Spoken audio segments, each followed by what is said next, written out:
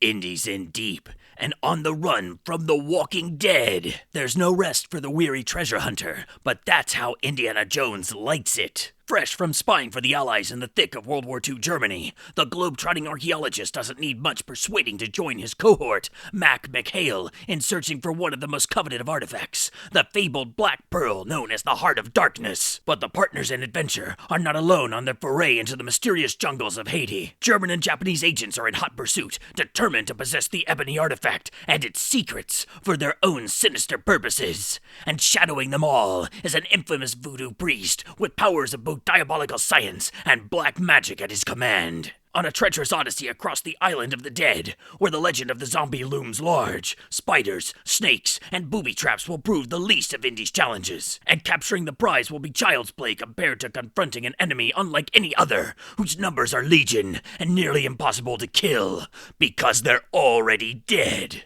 A thrilling, brand new, all-original indie adventure, which will be the last indie novel because unfortunately publishers don't believe in the power of pulp novels. Indiana Jones and the Army of the Dead. Hello and welcome back to this damnful idealistic crusade. This video is a review of the 2009 standalone Indiana Jones novel, Indiana Jones and the Army of the Dead, which was written by Steve Perry and published by Del Rey just after the release of Kingdom of the Crystal Skull. So it was in the sort of small window of time where there was, thankfully, at least some new indie merchandise, and for that little window they did also do a limited reprinting of the Bantam indie novels from the 1990s, which unfortunately were short-lived and they went back to being out of print and very difficult to find.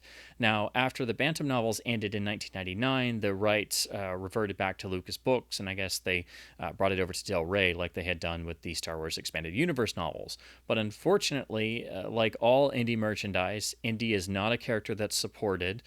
There is just a fraction of the percentage of materials there are, especially in the book world, for Star Wars. When you look at Indy, we have the 12 Bantam novels and this one 2009 novel compared to the entirety of the Star Wars Expanded Universe and now all of the modern Disney-produced Star Wars books in their own continuity, and all we have are these 13 indie books, and that's it. So that doesn't make sense because Indy is perfect for an adventure novel. I don't think it helps Indy's case either in the fact that this book, Army of the Dead, does not have a great reputation, and I don't think did terribly well or made much of a splash back in 2009. I did read it back around that time. I think I read it as a library copy, and I remember not being very impressed and then just kind of forgetting about it. So essentially I haven't really thought much about this book, except I remember I'd read it back in 2009, and so now that I finished the Bantam novels, I thought it was time to finally reread this book and see how it is as a sort of capstone or last indie novel to date after the Bantam books, and see how it compares and contrast the two, because again, all we have are these 13 novels overall in terms of original Indiana Jones adventures and regular full adult novels, not counting the rather interesting youth and young adult novels from Scholastic and others. Now, Steve Perry is no stranger to the world of Lucasfilm properties. He, of course, has worked in the Star Wars Expanded Universe, most famously wrote the rather good and solid Shadows of the Empire novel, which is the best version of the Shadows story, which, of course, was the 1996 multimedia project that resulted in a soundtrack, of course, the N64 and PC game, but also the novel and then the comic adaptation as well.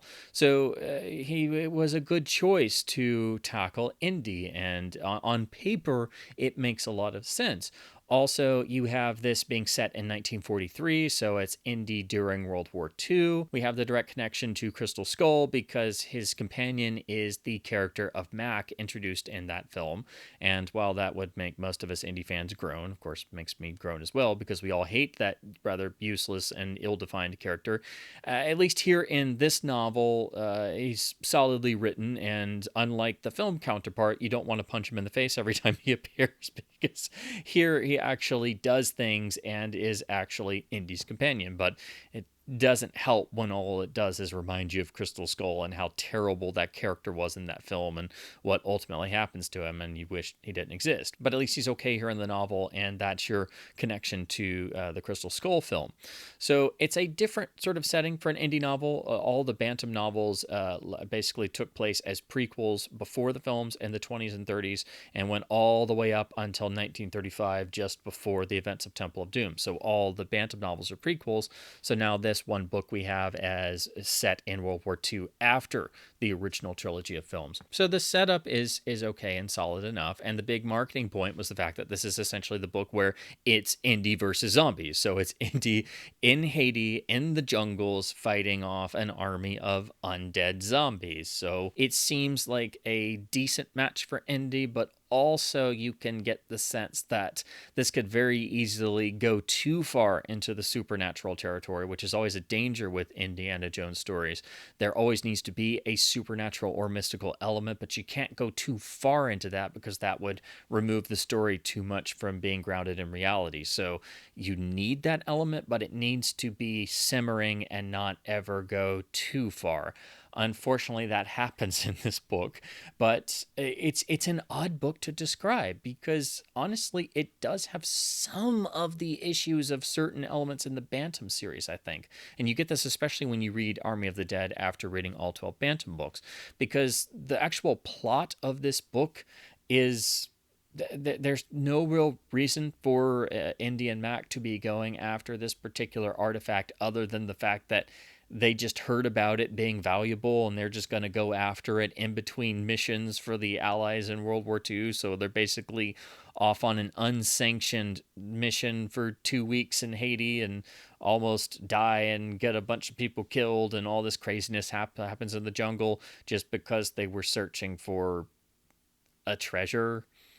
It's unfortunately a bit ill-defined, just as our lead characters are ill-defined, because rather interestingly, this is a book where the author's focus seems almost entirely on all of the side characters, supporting characters, but most of all the villains get the most development and the most focus and are the most interesting characters. And Indiana Jones himself feels like a side character throughout and is not super well developed and doesn't always sound like Indy. I mean, it sounds close enough, but it doesn't resonate. And then you've got the Mac character as well that nobody really likes and honestly doesn't need to be here. And then the love interest of sorts as a character is very ill developed and again kind of just there because all the detail and the focus and the interesting parts of the book are with the three villains. And because you have three different villains representing their own interests, that sort of subdivides the element of villainy. So you've basically got three subplots that are acting as a main plot and distract you from the main plot with Indiana Jones and the Mac character going on this jungle trek, and the main plot technically feels like the subplot of the book. That's probably the easiest and best way I can describe this book and why it feels so weird and in terms of tone and focus, because the elements you're going to remember most are all about the villains, because that's the real interesting part of the book. Again, the plot is essentially Indy and Mac wind up getting to Haiti because they want to look for this fabled treasure known as the Heart of Darkness, which is actually a gigantic black pearl. It's supposed to be the size of a man's fist that's tied to various ancient folklore and is said to perhaps have mystical or magical properties or be tied to all kinds of death and different stories that may or may not be true. But they're just after it because it's a treasure they heard about. And again, they're basically in between missions for the Allies. So there's no other reason that they're trying to find it. And also it is alluded to and said that the name Heart of Darkness was essentially heard by Joseph Conrad, which is where he got it for his iconic, legendary landmark work of literature, Heart of Darkness. Of course, that's just a convenient little name drop, and it doesn't quite make sense that Joseph Conrad would hear about a supposedly magic large black pearl and say, oh yes, that's the perfect title for my work of literary genius. But anyway, that's what the actual pearl is referred to as. But of course, Indy and Mac are not the only ones after this pearl. There are two hidden factions in Haiti, one German and one Japanese, that are after this particular treasure. The German forces are led by the agent Gruber, and the Japanese forces are led by the agent Yamada, both extremely deadly and able to work in covert operations for different reasons. But essentially, they want to recover the artifact or the artifact pieces for their respective governments and the war effort, because they have found evidence that rumors are, it's not just a treasure, but it actually is tied to some sort of formula or recipe or some sort of mystical object that results in invulnerability or the ability to not be killed. And of course, the idea of this being able to be applied to armies and various soldiers means that they would hope either the German or Japanese army could thus be an invincible army that could then sweep the world. So that's why they're after this particular object. Indy and Mac have apparently no real idea of this. They just are after a particular treasure. So that's an interesting sort of switch.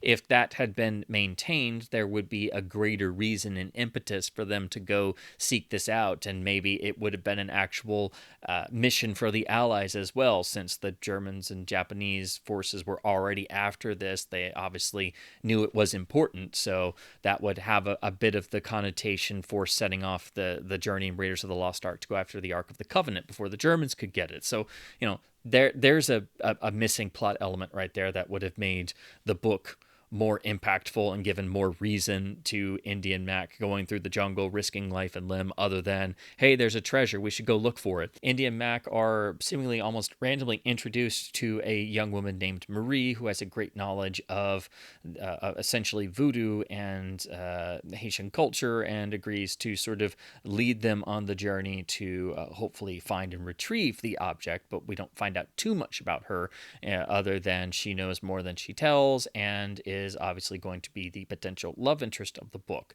And speaking of that, it's rather odd that Indy keeps noting their age difference in his mental dialogue in terms of his internal monologue. So they never actually consummate their relationship or have much development there, but there's a mutual attraction that runs throughout. But constantly Indy thinks about how much older he is than her, which is, obviously that's true, but it's also a bit odd that he keeps harping on about it over and over and over again. And that's like the extent of the relationship with the love interest, who again is not really developed past this point, except her knowledge of voodoo is eventually revealed to be a sort of latent ability in essentially magical powers. So you can see where that's kind of going, but it's just, unfortunately, it's just kind of shoehorned in there. So eventually, Indy, Mac, and Marie set off on this jungle trek to find the Heart of Darkness, and are secretly followed by the two groups, the Germans and the Japanese, and the other soldiers they have at their command, who are constantly worrying and bickering and picking off each other one by one as they are trailing the main group. And again, we have the story constantly shifting focus between the three groups, and of the three groups, it is the main group of Indy, Mac, and Marie that feels the least developed, the least interesting, and the author's focus is clearly on the Germans and Japanese, and that's where the book really picks up in energy. And then we get introduced to our fourth sort of contingent, and our fourth subplot that's actually more of the main plot, and yet another villain, who is Bookman, who is a basically centuries old master of voodoo who still is alive. He's apparently, I think, somewhere around 200 years old or more, and has all these mystical abilities and has control of a zombie force, both of fully undead and then those he has infected with a certain potion or chemical formula and has complete control of, and is able to send his spirit around and take possession of people and wreak havoc. But since he's so old, he's looking to extend his power grasp and doesn't like people going into his jungle. So he's constantly using his zombie horde to essentially stalk everyone or interact or kill people, because suddenly they'll storm out and you have a whole set piece where a camp is overrun with zombies. But this, of course, is where we fully cross over into the supernatural. And while these sections are, quite striking and rather well written and rather interesting, they feel like they're from a different book. If this had just been contained at the end of the story where we went into full supernatural territory in the climax, that would have worked. Or if Bookman had been alluded to as this figure sort of watching them all the time, but we didn't know a lot about this character, that would have made more sense and felt more fitting. But to have this constantly dropped in where we're having adventures with magical evil 200-year-old voodoo priest, that it's a bit much. It feels like it's from another book. So again, that's striking. The stuff with the Germans and Japanese is striking and interesting. And then we go back to Indy, Mac, and Marie trying to make it through the jungle and just being miserable, and things keep happening and they realize they're being followed. But again, that's the part of the book that just feels underdeveloped. So all the focus and the interest seems to be with the three different villains. And again, because there's three encampments of villains, three different subplots, that takes all the focus and it subdivides it as well. Eventually, after a lot of jungle trekking, after a lot of deaths, near scrapes, river crossings, bad bridge crossings, and interactions with the undead, they eventually do stumble across the pearl, which also apparently has magical properties and is so full of magical forces that Bookman realizes he must have it, so then he can spread his influence and essentially take over the world with an army of undead zombies. So obviously that wouldn't end well, and it certainly wouldn't end well for the Germans and Japanese to essentially have an army of their own zombies with the magical formula contained in the secrets of the Heart of Darkness. So our lead heroes have to figure out how to get this out of the jungle and away from not one, but three different villains, one of which is a 200-year-old, seemingly unstoppable, invincible voodoo god. And another interesting note, the whole notion of there being some formula the Germans and Japanese are after to essentially create an undead army, Bookman reflects in one passage that it's kind of funny they're searching for that when it's a formula that's not even good as his own formula, which is apparently 100% effective. So apparently they should be trying to find his secrets, not the secrets of the Heart of Darkness. And in the course of all of this, Marie is revealed to essentially be a young voodoo priestess herself, and with some abilities that could potentially, if done just right, somehow be a threat to Bookman, even though it is severely deficient compared to his own magical voodoo powers. And we essentially then have Indy fighting zombies and trying to shoot them in the head or cut their heads off and stuff. So just the whole notion of Indiana Jones and zombies, you can kind of see it in a way, but there's, I think, automatically a sort of knee-jerk reaction that it's definitely a bit much. Had it been sort of layered in and built to the climax where you finally had a whole undead horde of zombies, I think that would have been a bit better. Again, I think there's a real tightrope to walk in terms of an Indiana Jones story not crossing over fully into the supernatural and overdoing it, and this book does that. But on the other hand, I don't quite mind it, because the actual elements with the undead and the zombies and the Bookman character and reflecting on being 200 years old and trying not to die and flying around in his spirit form through the jungle, and at least that stuff is interesting. At least there's it's something you don't read every day. And then when we cut back to the German villains or the Japanese villains, they're quite well developed. They're interesting characters. They're, of course, completely evil, but we know why they're doing this. There's a definite reason, and their governments have sent them out there, even though they know they're probably going to die in search of this artifact. And there's a real danger that if they did recover this, it could be weaponized and used to turn the tide of the war. So there's a reason for the reader to care. And then you cut back to Indy, Mac, and Marie, and they're just wandering around the jungle because Indy heard there was this really valuable pearl, and you're like, okay. The most characterization we get from Indy in this novel is basically Indy hates snakes. Indy hates snakes. You're going to be reminded that Indy hates snakes like at least 50 times. The best element, I think, is that Indy really cares about his hat and has to get it repaired all the time. That's how the hat has survived, that he spends a fortune when he's not adventuring getting the hat repaired. And then that, again, the idea he keeps thinking about that, hey, I really like this Marie girl, but she's a lot younger than me, and that's kind of weird. That's basically the extent of Indy's character development in this book. So I can understand some of the criticisms you'll read that say Indy doesn't feel like Indy. I wouldn't quite go that far. I think it's okay. It's pretty solid, but I'd say it's kind of in the middle or on the safe side compared to the Bantam novels, where in those, if you want to see an example of Indy with the completely wrong characterization, you've got the Martin Cade novels at the bottom. They're just not Indy at all. But looking at Steve Perry's Indy compared to the Rob McGregor and Max McCoy Indy, it does not compare. So I would say this is like a safe sort of average rendering of Indy, but it doesn't help that Indy's plot feels like the subplot because the main plot of the book is so underdeveloped because the focus and all the interest is on all the villains, who are the most fascinating and interesting, and all of their sections are where the book actually really starts to have energy, and that's what you wind up caring about. And then we switch back to Indiana Jones, and you just don't care as much, and it's an indie book, so that's it. It's basically the opposite of what it should be. So it's an okay read. It's not horrible. It's not the terrible book I've seen some fans or some reviewers claim.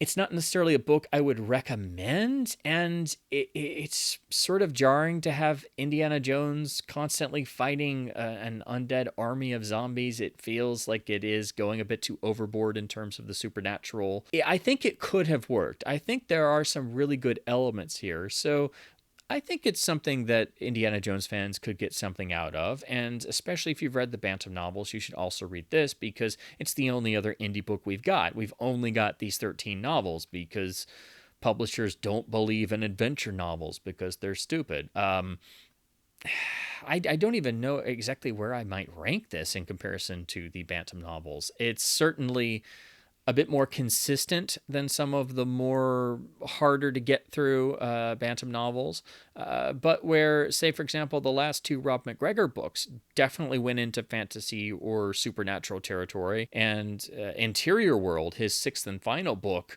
was just completely off the deep end and basically concluded with Marcus Brody telling Indy that he had just been tripping balls for a year and just seeing stuff. At least that was entertaining, and that was wild and off the deep end and everything. But Army of the Dead, while it's more consistently plotted and easier to follow, it's also frequently dull, and even Indy fighting zombies doesn't have the sort of zing or impact you would expect from Indiana Jones fighting zombies in in the jungles of Haiti. It's kind of like one of those things that you would think, okay, well, that seems so straightforward. How could it get screwed up, or how could it get muddled? And unfortunately, Army of the Dead does that. So it's not terrible, but it's really a disappointment. It's a book I'm probably not going to reread, obviously, as much as some of the best Bantam novels, but I can definitely see why I didn't think much of it the first time back in 2009, and why I just kind of didn't think about it afterwards. So it's it's a thing. It's okay.